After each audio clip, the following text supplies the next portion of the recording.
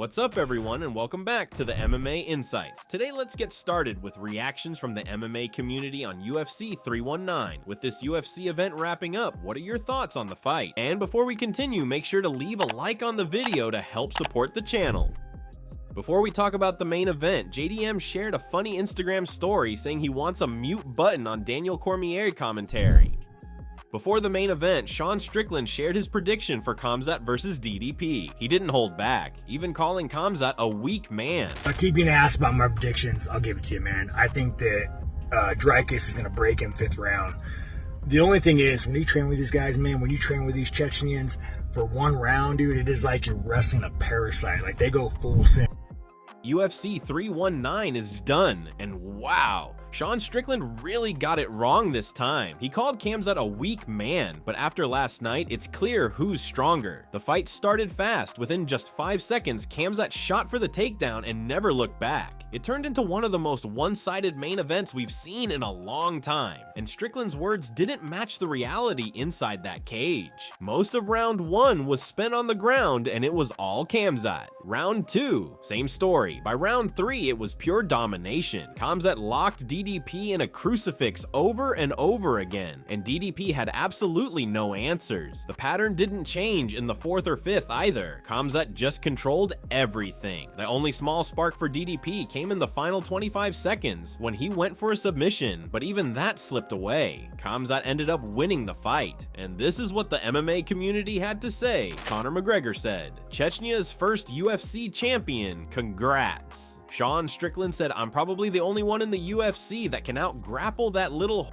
for 5 rounds. Well, looks like I gotta stack some WS to fight that little bitch El Mao," Bilal Muhammad said. "Told you it would be easy." He also said, "Shout out to Dricus, you showed a lot of heart. You never gave up. Just kidding. You sucked. That was 5, 10, 8. Henry Cejudo said Dricus showed heart, but Khamzat Chimaev is on another level right now. He may very well be champion for years to come." Bo Nickel said, "I really gotta lock in." Ben Askren said, "Man, DDP has got some serious heart but needs so sprawls to go with it." Kelvin Gastelum said, "Chimaev dominating the later rounds was not on my 2025 bingo card." Paulo Costa said, "No one wants to watch this at all. People booing in the arena and at bar." Muhammad Mukayev said, "Chimaev took him to deep waters, just a different level." Chael Sonnen said, "Do you realize it's over 400 punches landed versus 1? Dominic Cruz said, "Chimaev beat DDP with the same pace, style, and pressure as always." Terrence McKinney said, "Has there ever been such a one-sided championship fight before?" He also said DDP didn't lose. He just needed 3 more rounds. He also said Khamzat is an all-time great regardless of how you feel. He did it. He made it look easy doing it his way.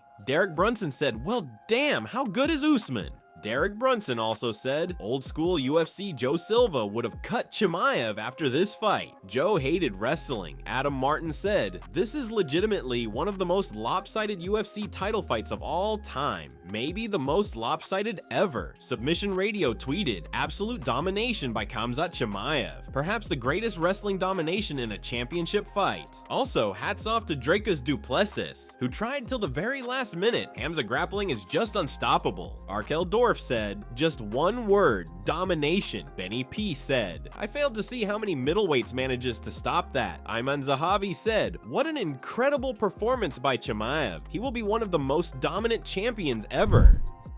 Now, we can't ignore the co-main event. Lauren Murphy shocked everyone with a brutal first-round knockout over Aaron Pico, and just like that, the so-called Bellator curse lives on. After the fight, Alexander Volkanovski jumped in with his reaction, giving Murphy props and teasing what's next. He simply said, "See you in December, Lauren Murphy. Congrats." Tim Elliott also made a statement tonight, locking in a slick guillotine in round 2 to finish Kai Asakura. It was a strong win that reminded everyone just how dangerous he still is. During his post-fight interview, Elliott didn't just celebrate the win, he called out the UFC for not using digital scales, saying it's ridiculous after all the drama with the weigh-ins at UFC 319. What is like your issues or your thoughts here as we stand now post-fight? I just hate the balance scale. All week we're weighing on digital scales. All week we can know what we weigh. Everybody sees, and then we weigh in before we go get on the digital scale or on the balance scales. And if you make weight, you get to go sit and wait to make the actual weight.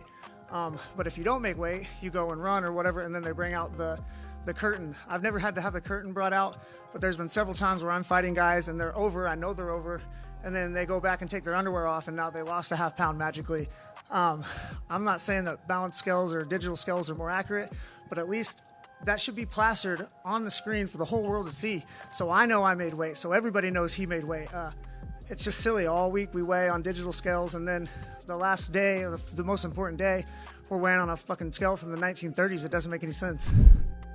Bryan Battle had to apologize to Nursultan Ruziboev after coming in 4 pounds over the middleweight limit at Friday's UFC 319 weigh-ins. And even though the fight went down, the weight miss didn't go unnoticed. After the result, Ruziboev jumped on Instagram and called him out directly, making it clear he wasn't letting that slide. Instead of talking too much, you need to make the weight first. This is a professional sport, Blondie. Not only did Bryan Battle miss weight on Friday, but earlier in the week he was already taking shots at Ruziboev. He claimed the only reason their fight wasn't put on the main card was because of him. So when you add that to the weight miss, it's no surprise Nursultan was annoyed and ready to clap back. It's Saturday night. I don't want to speak for you, but I'm disrespected for you. I think you should be higher up on the card. Man, listen, man. I save all my venom for the fighters. All right. This is all Nursultan's fault. I'm a big enough, yes, I should be on the main card. Nursultan's dragging me down to the prelims. So this isn't the UFC's fault, it's Nursultan's fault, and he's gonna have to pay. To make things even more interesting, Full Send MMA posted a clip of the two running into each other at a restaurant. In the video, Bryan apologized for missing weight, and instead of things getting heated, both guys agreed to settle it properly with a rematch at UFC 321 in Abu Dhabi. And hopefully, at 85, I thought it would be easy peasy. That's why I thought it would be a lot easier.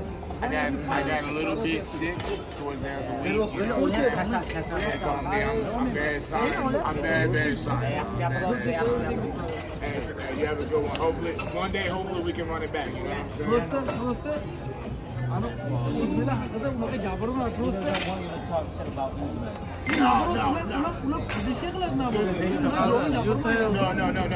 I'm not trying to no. If you look at my post, it's flag. You know what I'm saying? So I'm not trying to talk. I was just having a little fun. Having a little fun. You know what I'm saying? But hey, brother, go and wish you the best of luck. I'm very sorry. You're right. It's very unprofessional. You know what I'm saying? I'm sorry about that. You have a good one, brother.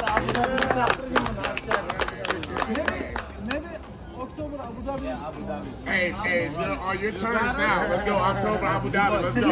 October, Abu Dhabi. Let's go. I'll make the weight,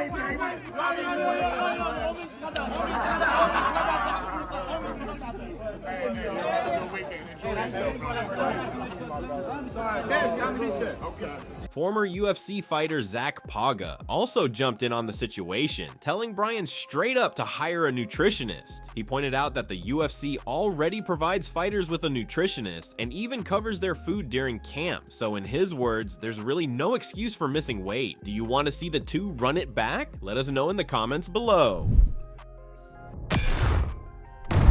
And that's going to wrap it up for the news. Thanks for watching. For daily MMA news and content, subscribe to MMA Analyst and click the bell icon to be notified when we post videos. See you in the next video.